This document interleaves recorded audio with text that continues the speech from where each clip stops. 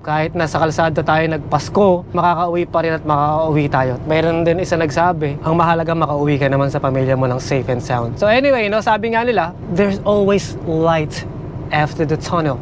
Wow!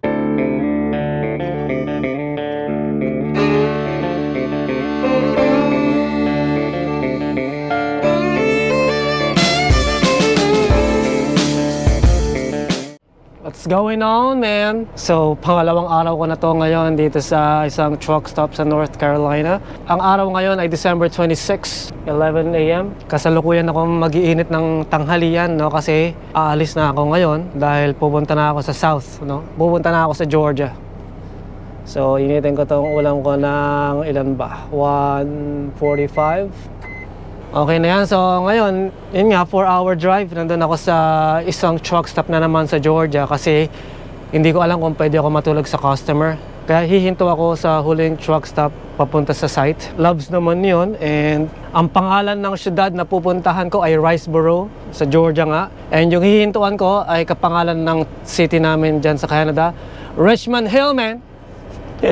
Shout out sa mga taga Richmond Hill dyan. Richmond Hill, Ontario and Richmond Hill, Georgia. Yan. Dyan ako hinto sa Richmond Hill, Georgia. Anyway, no, ikutan ko muna tong truck natin and maya-maya pagkakain, alis na tayo. As usual, turn the lights on, man. And 4 ways kasi umaga ngayon, no? Pag daylight, hindi mo makikita yung mga ilaw mo eh. Yung reflection ba. Iyon, no? It's a beautiful day, man. Okay naman tayo dito, no leaks. No new damage sa ating trailer, no? Turn signals working. No leaks here. Putik, may nagtapon pa ng beer dito. Anep. Turn signals working. Nakalagay pa rin yung ating zip tie. No leaks here.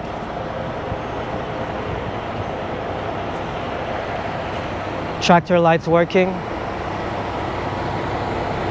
No leaks.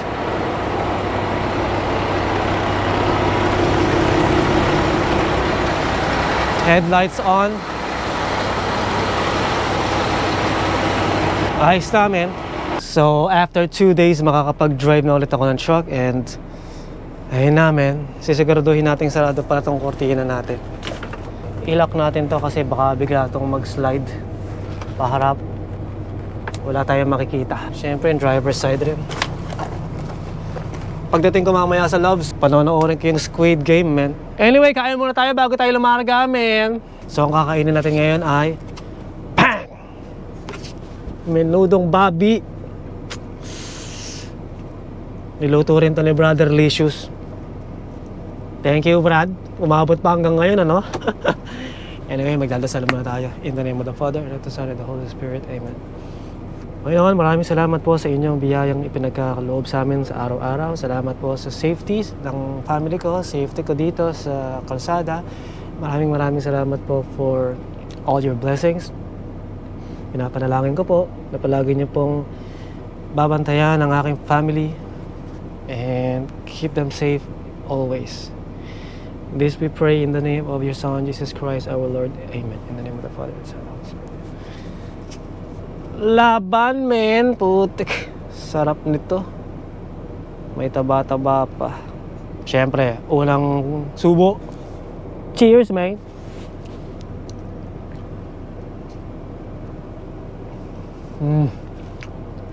Hindi ko alam kung anong sekreto mo, Brother Licious, pero sobrang umami, man. Damang-dama ko, men. Damang-dama ko yung pagmamahal mo sa pagluluto. Grabe.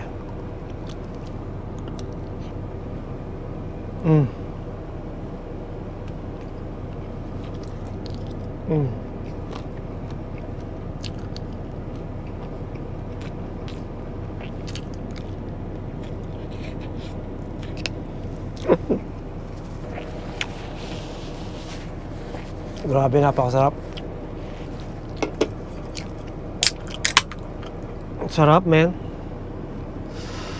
Grabe. Lambot ng baboy.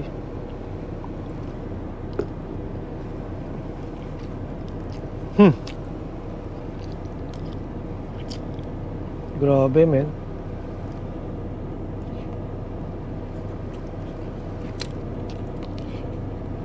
Ito yung favorite kong binabaon lagi. Adobong baboy and menudong baboy.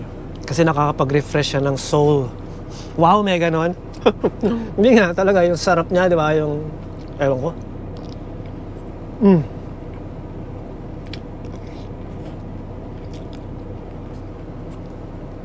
Pero masarap talaga, men. Sinigang. Pag sinigang ang baon ko, kahit ilang araw ako sa kalsada, walang problema.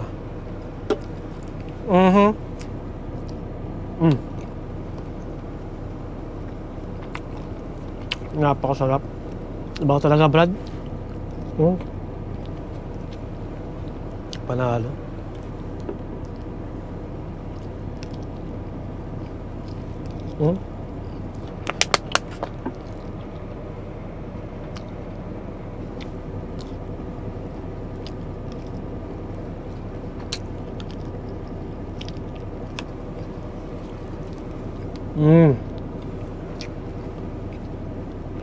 Napakasarap. Yun, tapos na tayong kumain, men. Grabe, busog na busog. Brotherlicious, maraming salamat sa pabaon mo na menudong baboy, men. Grabe, na-refresh ako, men. Hindi lang yung katawan ko ang na-refresh, kundi pati yung kaluluwa ko, men. Ready na ako mag-drive ngayon, men. Magda-drive ako hanggang Georgia. So ano ngayon? 26 na ng December, right? Ang pickup ko ay bukas pa ng alas 9 ng umaga. I-deliver ko yun sa 30, Monday pa. So from Riceboro, Georgia, Friday yon, aalis ako ng Friday ng umaga doon after ng loading. And from Riceboro, iuwi ko muna yung aking trailer and truck para makauwi rin ako sa bahay. So from Riceboro hanggang Oakville, Ontario, mga 19 to 20 hour drive, give or take, no? Pagkatapos kong ma-load, mag-drive ako ng 9 or 10 hours kung kakayanin. And comes Saturday, another 10 hours, no? So makakauwi ako ng bahay ng Saturday night. Saturday night pa nga, no? So, pag-uwi ko ng Saturday night, syempre makakapagsimba kami ng Sunday. And aalis ako ng madaling araw ng Monday para mag-deliver. And then, uwi na lang 30. And then, aalis na ako after New Year. Yun lang yung agenda. Yun yung schedule natin, no? Wala sana magbago whatsoever, no? Kahit nasa kalsada tayo nagpasko, sabi nga nila, makakauwi pa rin at makakauwi tayo. Tama yung sabi ni Brother Puloy. Tama yung sabi mo, Brad, na naranasan niya raw magpasko sa kalsada noon. Mayroon din isa nagsabi, ang mahalaga makauwi ka naman sa pamilya mo lang safe and sound. So anyway, no, sabi nga nila, there's always light after the tunnel. Wow! May ganun kapag nalalaman, Kaloy. Anyway, naubos na yung mga truck dito, men. Talaga alisan na sila dahil nga tapos na ang holidays. Ang susunod na ay New Year. Aalis na ako and magkita-kita tayo sa may Richmond Hill, Georgia. Dahil dyan ako magpapalipas ng gabi. Siguro mga wala nang half an hour nandun na ako sa customer nun. Kaysa naman dito ko manggagaling 5-hour drive. So mas maganda lang lumapit tayo sa customer. Let's get it on, man. Yun, so nakarating na ako dito sa isang Love's sa South Carolina. Mag-refuel lang muna tayo, man. Tapan basura na rin, syempre. Tapan tayong basura. Isa lang basura ko, Coke lang. Isang tangke lang ang kakargahan ko kasi 3/4 pa yung ating level.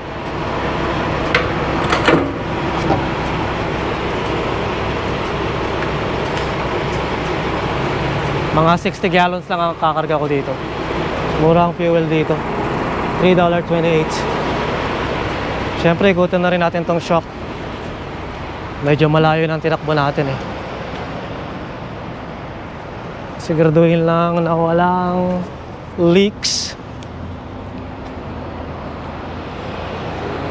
So ito, kahit na medyo marami ng laman itong tangke na to, pag umandar ako, matatransfer naman siya sa kabila. So kaya hindi ko na kailangang kargahan yung kabilang tangke. Dahil bukas, mag-full tank ako sa isang truck stop. Kaya okay na to. Halos puno na tong tangke na to. So pag tinransfer niya sa kabila, parang meron tayong half tank, di ba? Ayos na, men. Yung depth level ko ay ano pa naman, 3/4. Ayos na. Ay, grabe, pagoda, man. Nakarating na ako dito sa Richmond Hill, Georgia, man. Sim, nakahanap ako ng parking, no? 7 PM na, so as usual, no? Post-trip. Kailangan lang na ikutan ng mabilis ang truck. Siguraduhin walang problema. Ayos naman. Wala naman ako nakitang problema. Grabe, yung 5-hour drive, naging 7 hours dahil sobrang traffic. Ang dami nagpapa-south. Siguro mga magpupunta ng Florida. Grabe, pero okay naman. Papahinga na ako dito, men. Grabe.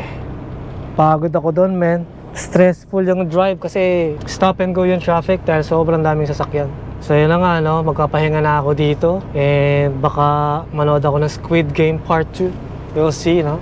Pero kasi sabi ko kay Quindy, sabay namin panoorin sa Sabado. So meron lang ako mabilis na kwento sa inyo, men. Kasi nag-comment yung isa kong kaibigan. Ang pangalan niya si Fahad. Fahad, assalamualaikum, kamusta ka dyan, men? So nag-comment siya, ang sabi niya, super nostalgic pag pinapanood ko vlogs mo, Kuya Kaloy. It's been a minute. I just wanna say Merry Christmas and a Happy New Year. Kami nila mom and dad, sama-sama kami nanonood ng vlog mo. Miss you so much, Kuya. Ingat lagi. From Fahad and Realce family. Fahad! Kamusta ka na dyan, man? Ayan si Fahad. Kung hindi niyo po na itatanong, kaibigan ko yan sa Saudi Arabia. Meron din yung kapatid na si Abudi Abdullah, no? Inaasar ko yan kasi kamukha niya si Mariel Rodriguez. Pero lalaki siya, no? Tsaka yung ate nila, no? Shoutout sa inyo, kay Avery. Tsaka yung kapatid nila na si Sultan. Assalamualaikum sa inyong lahat. Noong nagpunta ako dyan sa Saudi, 22 years old pa lang ako noon. Siguro si Fahad mga 5 or 4 kung hindi man ako nagkakamali, no? Tapos yung kapatid niya si Abudi mga 2 or 3. Pero grabe si Fahad, kahit napakaliit pa niya noon. Kasi yung compound na tinitirhan namin sa Riyadh, merong swimming pool. Pag hinagis mo si Fahad, no, sa bandang malalim, galing lumangoy, men. Daig pa ako. Tsaka siya yung kalaro ko palagi ng PlayStation 2. PlayStation 2 pa nun na FIFA or ayun, FIFA lang yung nilalaro namin kasi yun yung pinaka national sport ng Saudi Arabia, yung soccer. Ayun yung tropa ko, 4 or 5 years old siya nun. Tapos syempre yung dad niya si Kuya Aldrin, no? Si Esa.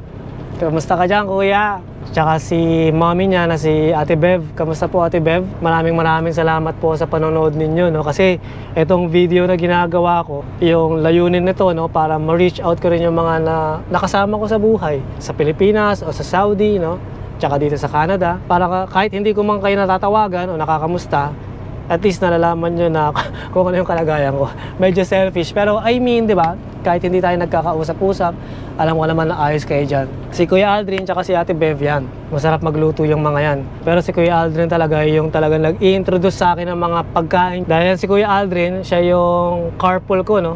Carpool niya pala ako. Sa kanya ako sumasabay pag pumapasok kami sa Al-Kharj. Yung Al-Kharj po parang probinsya yan ng Riyadh. Siguro mga 1.5 oras ang biyahe. Araw-araw yun ang biyahe namin. Tapos, minsan nagpunta siya sa isang restaurant along the way, no? Bumili siya ng almusal. Ang sarap, men. Simula noon, natikman ko yung pagkain na yun. Madalas sinasabi ko sa kanya, Kuya Aldrin, minto tayo, bibili lang ako ng almusal dyan. Yun nga, yung restaurant na yun. Nakalimutan ko na kung anong pangalan. Pero, ang hindi ko makakalimutan, yung in-order niyang laham mafroom. Oh my goodness. Napakasarap nun, men. Kambing yata yun o baka, pero ay hindi pala kasi laham. Ang ibig sabihin ng laham sa English ay lamb. So ano pala siya, lamb. So tupa siya. Napakasarap, men. Tapos meron siyang kasamang tinapay. Yung tinapay niya hindi naman siya kubos kasi hindi siya tuyo, tsaka hindi naman siya tamis dahil hindi naman siya matamis, tsaka walang sesame seeds. Ano ang tawag yung tinapay na yun? Parata. Putek na. Napakasarap nun, men. Yung oily yung tinapay, tsaka hindi ganun kakapal. Sabi ko sa'yo, pupunitin ko yung tinapay, gaganyanin ko yung laham, mafroom. Grabe, sobrang bigat sa tiyan ng almusal mo, ganun, men. Alas 8 ko siya kakainin sa opisina and then hanggang alas 3 ng hapon, grabe, busog na busog pa ako. Kaya someday, babalik ako ng Saudi Arabia para lang, alam mo yun, matikman lahat ulit yung mga pagkain, yung albaik, yan nga, yung laham mafroom, shawarma, oh. Mura pa. Pero dati, mura. I don't know ngayon kasi may tax na dyan sa Saudi Arabia. Pero siguro mura pa rin naman yun. Yun lang, mabilis lang na kwento. Shoutout sa inyong lahat, Realce family. Maraming salamat sa panonood ninyo ng mga videos natin, no? Mag-iingat kayo palagi dyan. Anyway, man, paano tutulugan ko na muna to? Grabe, pagoda. Sobrang napagod ako doon. 5 hours. 500 kilometers naging 7-hour drive. Bukas gigising ako lang 7:30 ng umaga para, alam mo na, para maghilamos, mag pre-trip, and then rekta na tayo sa pickup location. Yung pickup location naman, mga 30-minute drive na lang yun. So ang plano nga, pagka-pickup ko bukas, at least makalayo ako, makarating ako ulit ng Virginia kung papalarin, or baka West Virginia pa nga. And then Saturday makakauwi na ako. So yun, anyway, magpapahinga na muna ako, no? So sa lahat ng mga kaibigan ko, sa lahat ng mga pamilya ko, at ikaw na bago kong kaibigan, salamat sa panonood at sa oras mo, man. Mag-iingat ka palagi, and I'll see you on the back haul. Peace.